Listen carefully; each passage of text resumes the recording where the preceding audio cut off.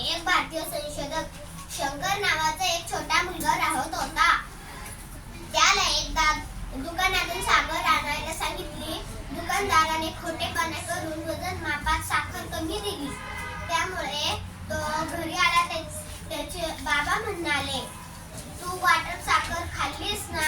तो म्हणाला, नाही. मग त्याचे बाबा म्हणाले, साखर कसं काय कमी झाली? तो म्हणाला, मला नाही माहित. शंकरला चांगले नाही वाटले.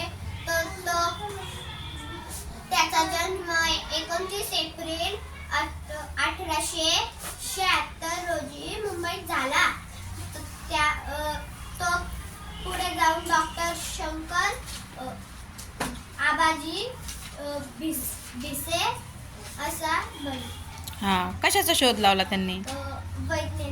वैज्ञानिक होते त्यांनी, पण कशाचा शोध लावला आहे का त्याच्यात नाव? हां, सांगा बरं. वजन मापण्याचं यंत्र. हां, कशाचा शोध लावला त्यांनी? वजन मापण्याचं यंत्र. शिकवलं का बरं मी धडा? सांगा बरं तुम्हाला.